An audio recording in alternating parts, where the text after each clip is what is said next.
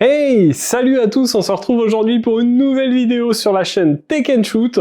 Et aujourd'hui, on va parler de ceci, le Realme C31. Alors ce Realme C31, c'est un smartphone qui est légèrement au-dessus du Realme C30 que je vous ai présenté il n'y a pas longtemps. C'est un smartphone qui est également aux alentours de 130 €, moins de 150 €. Je vous mettrai bien sûr un lien affilié dans la description. N'hésitez pas à aller le checker parce qu'en fonction de la date à laquelle vous regardez la vidéo, le prix aura peut-être changé. Et on va essayer de voir ensemble dans cette vidéo à qui est destiné ce Realme C31. Est-ce qu'il est mieux que le C30 ? Et est-ce qu'il vaut le coup tout simplement? Allez, on va tout de suite aller faire un unboxing. On voit son packaging, son design, ses caractéristiques techniques, son OS. Et puis on se retrouve après pour que je vous donne mon avis dessus. Alors, on se retrouve ensemble pour faire l'unboxing de ce Realme C31. Donc celui-ci vous arrive dans cette boîte habituelle de chez Realme, une boîte jaune avec l'écriture noire, le modèle, la marque. À l'arrière, quelques petites caractéristiques et voilà pour le tour de la boîte. Alors, lorsqu'on ouvre, on découvre une petite pochette.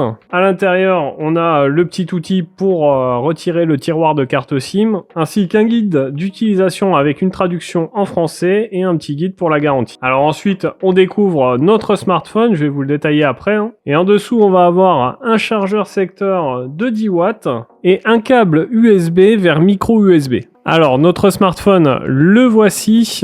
Donc, on est sur un smartphone qui va mesurer 164,7 mm de long, 76,1 mm de large, pour une épaisseur de 8,4 mm.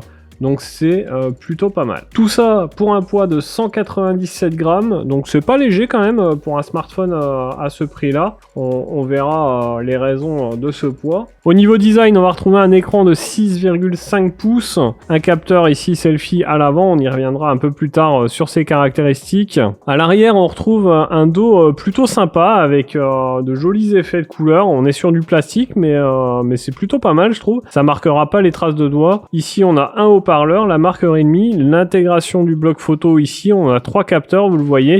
Sur le côté droit, on va retrouver un bouton power avec un lecteur d'empreintes. En haut, rien du tout.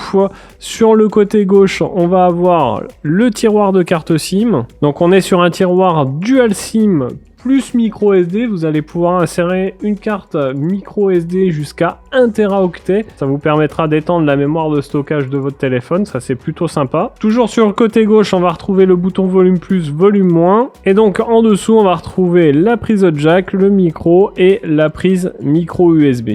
Alors parlons des caractéristiques de ce smartphone. À l'intérieur, on va retrouver un processeur Unisoc T612 qui est un processeur 8 cœurs gravé en 12 nanomètres et qui va jusqu'à 1,82 GHz. Au niveau de la RAM, on aura le choix entre de la RAM à 3 Go ou à 4 Go en LPDDR4X. On aura le choix entre 32 Go ou 64 Go de stockage.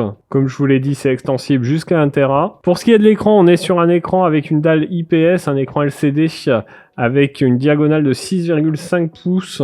À l'avant, ici, on a un capteur selfie de 5 mégapixels qui ouvre à f2.2. On pourra faire de la vidéo avec jusqu'à 720p en 30 images par seconde. Et à l'arrière, on a 3 appareils photo. On a le capteur principal qui fait 13 mégapixels qui ouvre à f2.2. On a un objectif macro qui ouvre à f2.4 et un objectif noir et blanc qui ouvre à f2.8. On pourra faire de la vidéo jusqu'à du 1080p 30 images par seconde. J'aurais aimé un petit peu plus. Pour ce qui est de la batterie de ce smartphone, il intègre une batterie de 5000 mAh. Donc c'est plutôt pas mal. Par contre, une charge de seulement 10 watts.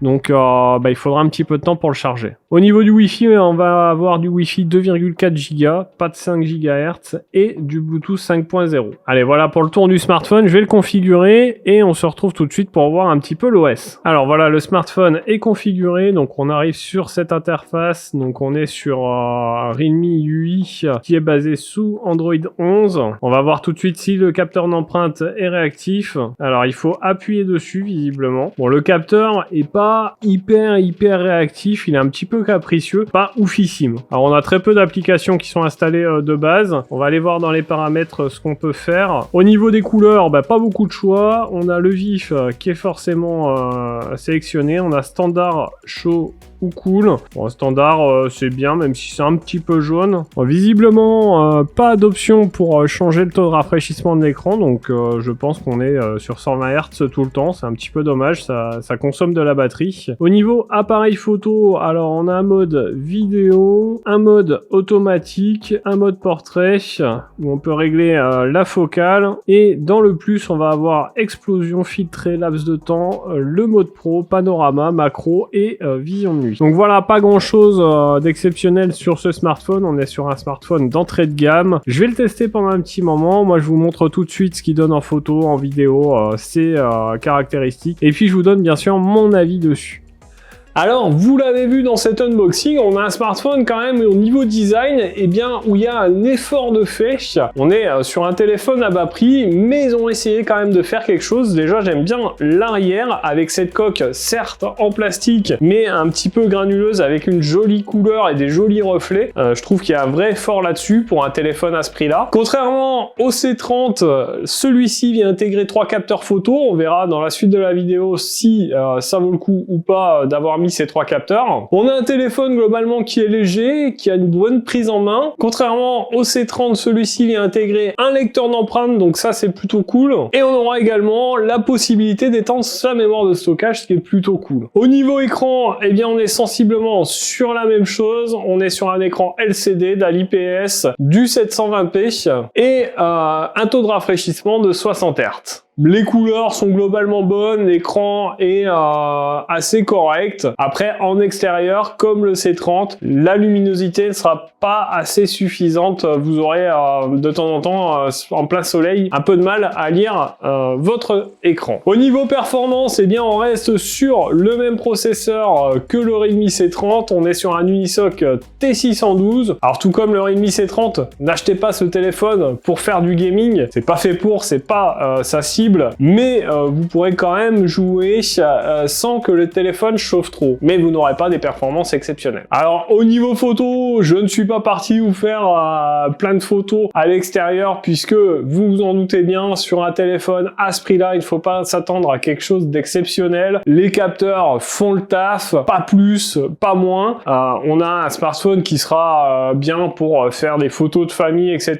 pendant les repas des fêtes par exemple. Mais ne vous attendez pas à faire de la méga photo pour des réseaux sociaux ou autres. C'est pas sa cible, c'est pas son optique. Gros avantage également, comme le Redmi C30, on a une batterie de 5000 mAh qui vous fera tenir 2 jours pour une utilisation normale. Ça, c'est plutôt cool sur un téléphone à ce prix-là. Par contre, même inconvénient, on est sur du micro USB, donc il vous faudra compter un peu plus de 3 heures pour charger complètement le smartphone. Alors, les points positifs de ce smartphone, eh bien, ma foi, c'est qu'on a un design plutôt soigné pour un smartphone à ce prix-là. Des caractéristiques plutôt correctes. Après, les points négatifs, eh bien, vous en doutez, son écran. On est sur un écran acceptable, mais pas plus. Le micro USB qui va, du coup, ralentir la charge et la photo qui est pas exceptionnelle. Alors, est-ce que je peux vous conseiller ce smartphone? Bah, si vous recherchez un smartphone à moins de 150 balles, juste pour une utilisation quotidienne d'internet et téléphoner, envoyer des SMS, pas de problème là-dessus. Ce smartphone, vous en serez content. Après, clairement, si vous recherchez un smartphone pour faire de très belles photos, pour faire du gaming, pour regarder vos séries Netflix,